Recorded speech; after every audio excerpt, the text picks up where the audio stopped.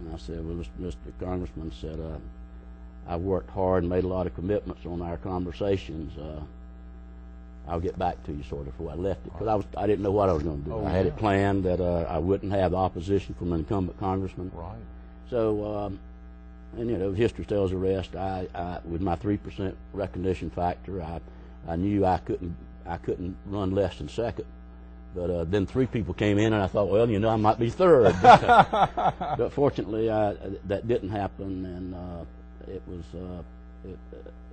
It was Galivants Ferry gave me the boost at that time. I got to see a lot of people that from Florence and Dillon and all that come down that were in the district that I didn't know as well. I got to meet them at the ferry, at the speaking, and it has created friendships for me that go to this day. I mean, Mayor of Bennettsville was in my house this week and talking about the number of times that he's come down to the Stump and how he first met me here, and he was one of my biggest supporters all through the time I was in Congress. So the Stump, it means a lot to me. It means a lot to this area of the state, and it means a lot to the history and the people that don't in this area, and we have a lot of them. You know, I've got a lot of friends that haven't even been to Brook Green Garden or to Huntington Park. Right. But to have those opportunities, and particularly to have the opportunity to come to one of the last absolute demonstrations of a person being up with no notes, nothing, no anything, just you got to tell your story, and get it across, not just to people in ties and suits, but farmers and people that absolutely work in the heart of this county and this area. And you got to tell it the way you mean it. If you don't, you got too many people listening. They aren't going to forget. It was fun. It has been great. It's been a great part of my life. I have enjoyed the opportunity to serve, and Galivants Ferry is just a bit and part of that is sort of makes up my structure. Big celebration next Monday, obviously, highlighting Jim Clyburn and John Spratt, two, I'm sure, good friends of yours, two men who deserve the recognition. And did either of those men overlap with you? John Spratt wasn't yet there. No, John came right after I left, as did Jim. A little later. I was elected the freshman whip when I was elected. In 74. And my whole ambition, Tip told me to change. I said, Mr. Speaker, I really want to be the majority whip.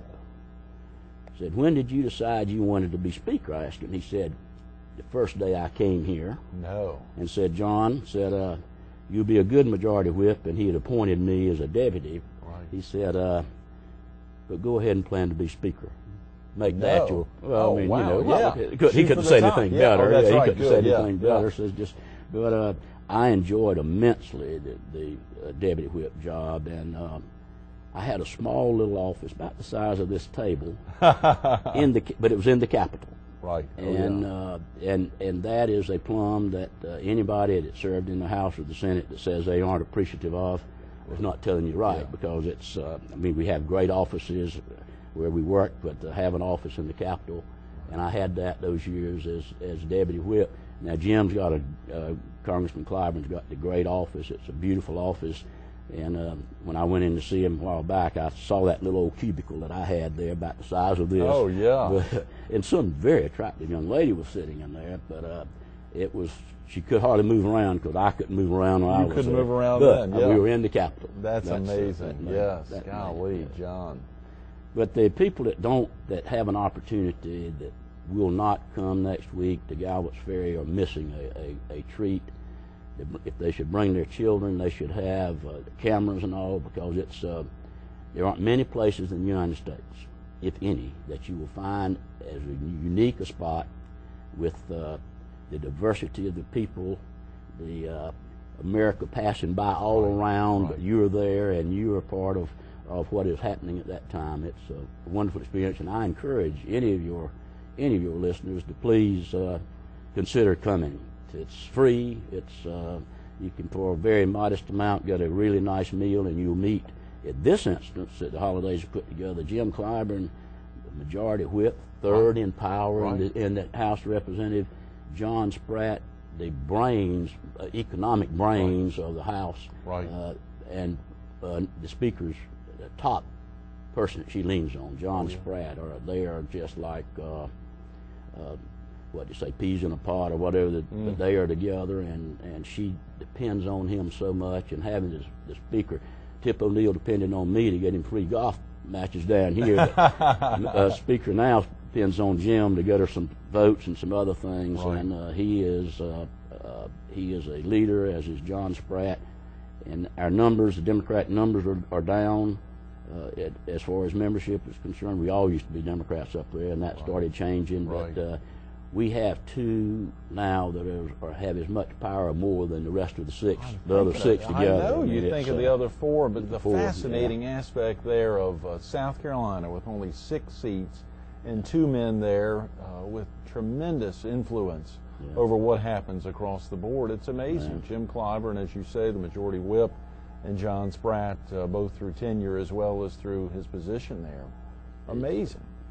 And we're fortunate to have them there, and I believe we'll probably, I'm reading that we may have, after the next census, both North Carolina and South Carolina may have another member. You ought to think about running. Oh, John, wow. Let's talk to Russell yesterday. Yes, we should have gotten, there's a tremendous turnout when you think about so much that has to happen, obviously, leading up there. And for you, those 3 terms, have you maintained some level of friendship with Ed Young, for instance, who you ultimately lost to in 72 and then reclaimed that opportunity in 74? We had three races, and he won the pivotal one in the beginning, and I was fortunate the next 2. But yes, one of Ed's daughters is here in Myrtle Beach, and her husband and our friends, and every time Ed comes down, we've become good friends. Every time I see him, and have enjoyed that friendship. I'm glad I won 2 out of 3, but the friendship has been good, and I have. I'm fortunate to have been in one of the largest classes elected in Congress, the largest number of Democrats. Right. And we have, there are 4 committee members now that I serve with, as well as 2 in the Senate that I serve committee members now, and I keep not only I send them contributions because they're good friends and I believe in them, and I know they're doing work for America, but it's having served with them, having had lunch with them or dinner hundreds of times and all, you get to know them, you know their families, and I know that we're in good shape, and I'm just so pleased that the Democrats were able to take Congress and they become chairman rather than the minority leader. And now one of the Holiday's good friends is now chairman of the Senate Agriculture Committee that came down here with me some over the years, and the new transportation chairman is a good friend of mine that's been here that's doing billions of dollars in transportation needs. So I don't have any influence, but I do have the friendships, and I can see them, and that's enjoyable. And it came about, just starting right here, just talking to a few people and starting at Galivants Ferry. Well, highlighting and again those friendships that ultimately they can pass on to other folks. As you highlighted, John McMillan was a tremendous friend of the Holidays, but ultimately, when you ascended to his position there a few years later, the relationships were no longer. I mean, they weren't hurt. I mean, ultimately, you were still able to bond well with that family and maintain those friendships for many years, even in the future. And sort of the thing, south of the border, Alan Schaefer was a good friend of Congressman McMillan, and of the Holidays, was a big McMillan fan, and should have been. McMillan had I-95 moved over to south of the border. I don't blame him for being friends. And then after I won, Alan was a good friend. To me, and called on me from time to time to do not things for him, but for people in Dillon County that needed some up. So all of that, a lot of that for me stemmed from the Galivants Ferry Stump. Ultimately, that focus on service, it truly is and has to be serving the, whether we think about Galivants Ferry as a place to begin that, ultimately it comes back to service. It does. It's we have in a struggling state. When I say we are in comparison, we are struggling in many ways. Good leadership in our congressional delegation can mean a world of difference, and it can mean and seniority. And when we first went up, all of us said, well, we don't want to be like those old fellows we defeated. And now those old fellows up there called him and said, John, send me some money because I got to win this one more race. And they've been there 30 years. So it's seniority becomes much nicer after you have it. Right. So listen up. We've just got a few minutes as we think about 4:30. The entertainment kicks off.